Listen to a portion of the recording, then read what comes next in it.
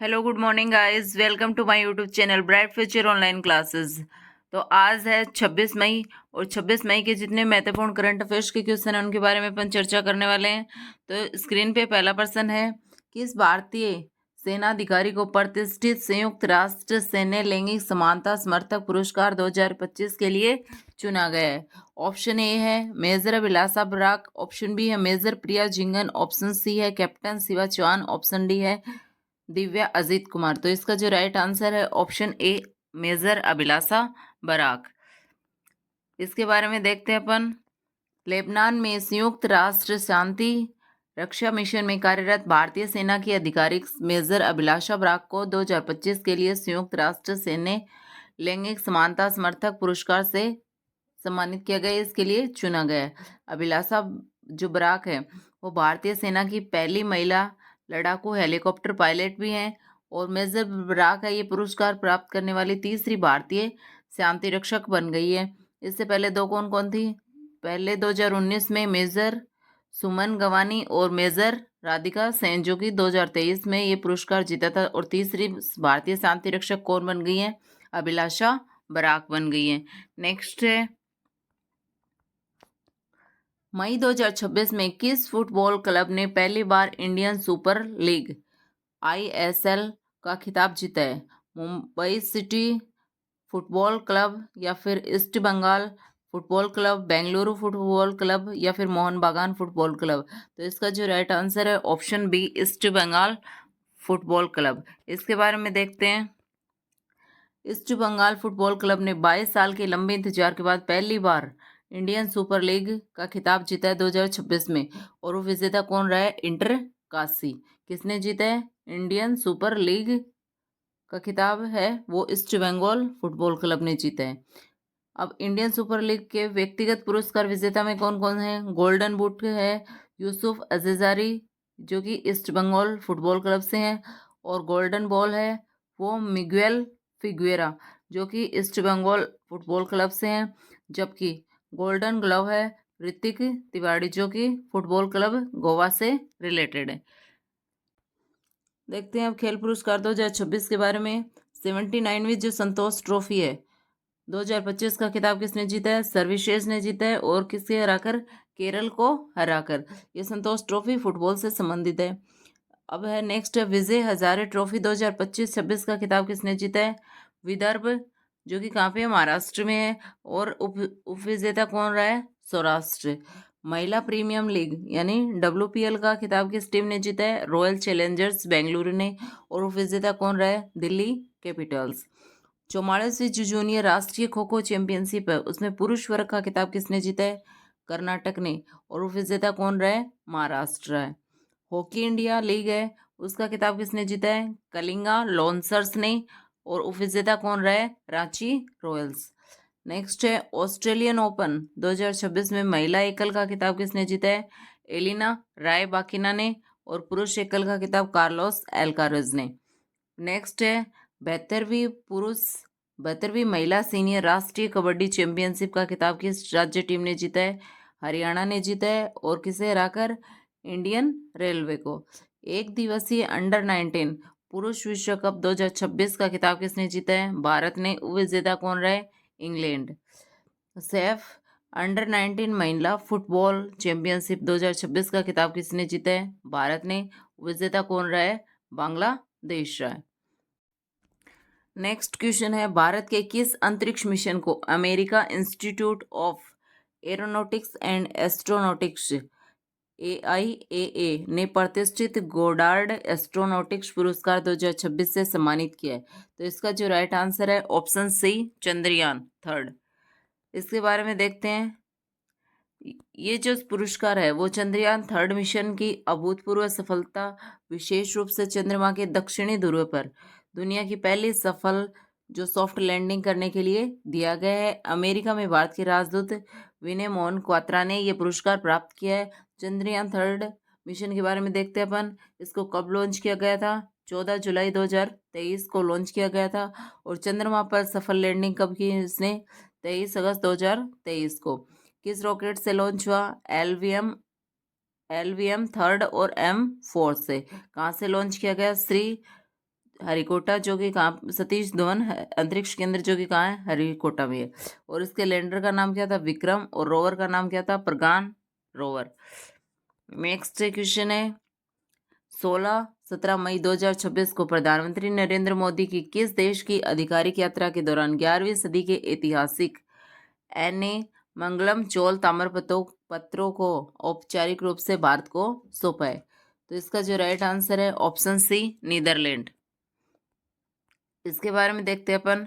प्रधानमंत्री नरेंद्र मोदी और नीदरलैंड के प्रधानमंत्री कौन है, रॉब जेटन, उनकी उपस्थिति में लीडन यूनिवर्सिटी लाइब्रेरी ने इन ताम्रपत्रों को भारत को सौंप दिया है।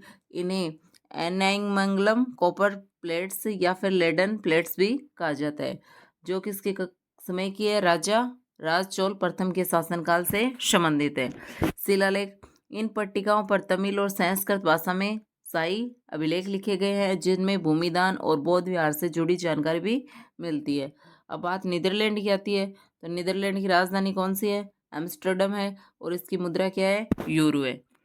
नेक्स्ट क्वेश्चन देखते हैं अपन।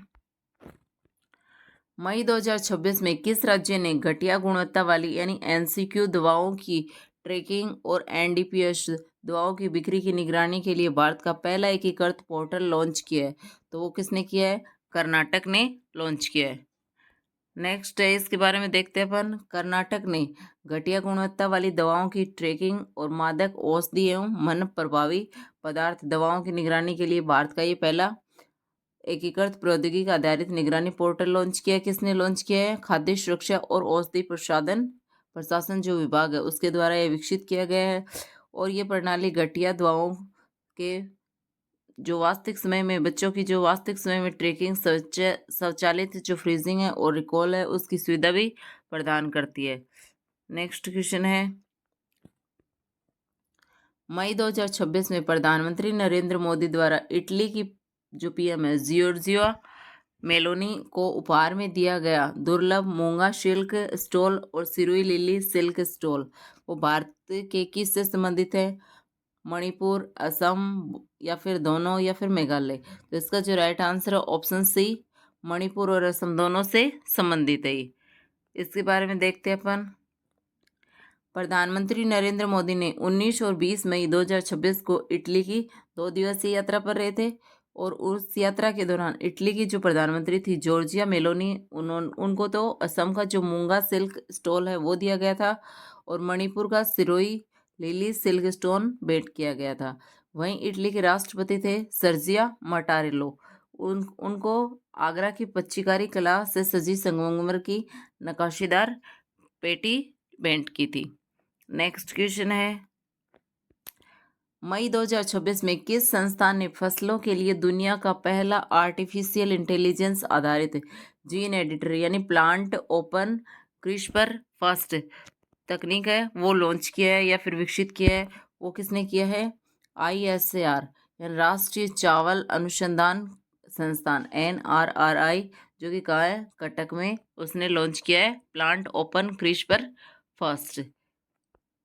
इसके बारे में देखते हैं अपन। इस ऐतिहासिक शोध और विकास का नेतृत्व किससे जाता है, वरिष्ठ वैज्ञानिक डॉक्टर कुतुबुद्दीन अली मौला और उसकी टीम ने किया है। और ये जो सफल परीक्षण है वो सत्यापन धान यानी चावल की फसल पर किया गया है। इस तकनीक के माध्यम से बिना किसी बाहरी विदेशी DNA को शामिल किए ऐसी फसलें तैयार की जा सकेंगी जो कि जलवायु के अनुकूल हो, यानी कम पानी और सूखा सहन करने वाली भी हो, कीट प्रतिरोधी भी हो, और उच्च पोषण युक्त पैदावार भी दे। नेक्स्ट क्वेश्चन है, स्पेन के मैड्रिड में आयोजित ग्लोबल वाटर समिट 2026 में भारत की किस जल उपयोगिता को यूटिलिटी ऑफ द ईयर श्रेणी में विश्व की 5 शीर्ष जो 5 जल उपयोगिता है उसमें स्थान दिया गया है? तो किसे दिया गया है, Bengaluru water supply and sewerage board को दिया गया है। इसके बारे में देखते हैं अपन।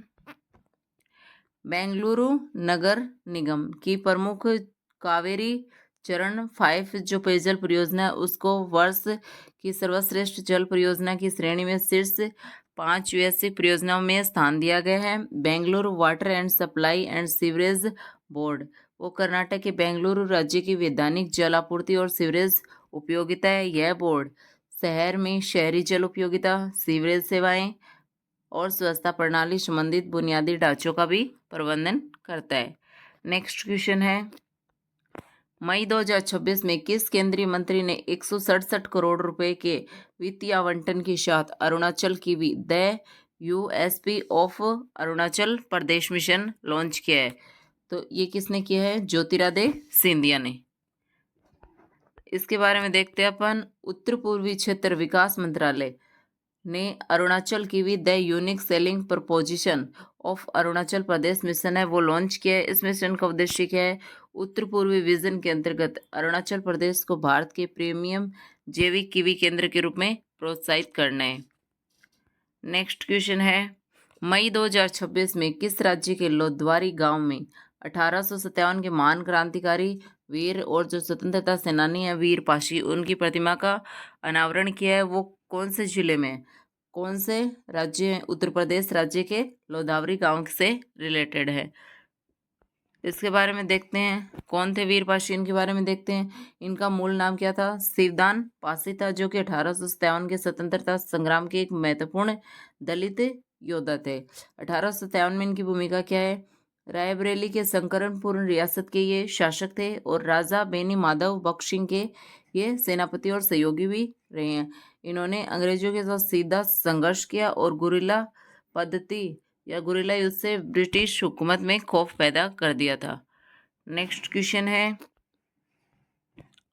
मई 2026 में IRCTC द्वारा संचालित उन्नत गोल्डन चैरियट लग्जरी ट्रेन है भारतीय रेल और किस राज्य का संयुक्त सहयोग है? तो इसका जो राइट आंसर है ऑप्शन ए कर्नाटक। इसके बारे में देखते हैं अपन। गोल्डन चैरियट एक लग्जरी ट्रेन है जिसे भारतीय रेलवे और कर्नाटक राज्य पर्यटन विकास निगम द्वारा संयुक्त रूप से संचालित किया जा रहा है। इस ट्रेन को दक्षिण भारत विशेष रूप से कर्नाटक में पर्यटन को बढ़ावा देने के लिए 2008 में लॉन्च किया गया था। इसका नाम है वो कर्नाटकों में यूनेस्को विश्व धरोहर स्थल है हम्पी में स्थित प्रतिष्ठित स्टोन चैरियट के नाम पे रखा गया है। नेक्स्ट क्वेश्चन है, विश्व फुटबॉल दिवस है वो कब मनाया जाता है? तो ये 25 मई को विश्व फुटबॉल दिवस प्रतिवर्ष मनाया जाता है। इसके बारे में देखते हैं अपन। 25 मई की तारीख को इसलिए चुना गया क्योंकि इस दिन 1924 में पेरिस ग्रीष्मकालीन ओलंपिक के दौरान इतिहास का पहला अंतर्राष्ट्रीय फुटबॉल टूर्नामेंट आयोजित किया गया था। और विश्व फुटबॉल सप्ताह कब मनाया गया? 21 मई से 25 मई 2026 तक बनाया गया। इसकी थीम क्या है? Be active, plan, play for health और प्ले फॉर जॉय। क्या है theme? Be active, play for health और play for joy. Next question है, मई 2026 में भारतीय मूल के किस वैज्ञानिक को दक्षिण अफ्रीका के सर्वोच्च नागरिक सम्मान, दक्षिण अफ्रीका का सर्वोच्च नागरिक सम्मान क्या है? ऑर्डर ऑफ मापू गुम्बे से सम्मानित किया गया है?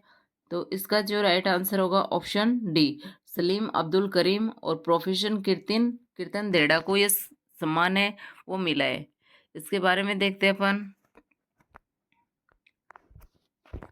भारतीय मूल के प्रसिद्ध सार्वजनिक स्वास्थ्य वैज्ञानिक प्रोफेसर सलीम अब्दुल करीम और प्रोफेसर कीर्तन देड़ा को दक्षिण अफ्रीका के सर्वोच्च नागरिक सम्मान है ऑर्डर ऑफ मापुगोपे से सम्मानित किया गया है। और किसने प्रदान किया? दक्षिण अफ्रीका के राष्ट्रपति कौन है? सिरिल रामाफोसा, उनके द्वारा ये सम्मान है वो दिया गया है। अब बात दक्षिण अफ्रीका की आती है तो दक्षिण अफ्रीका की विदाई राजधानी कौन सी है? केप टाउन है।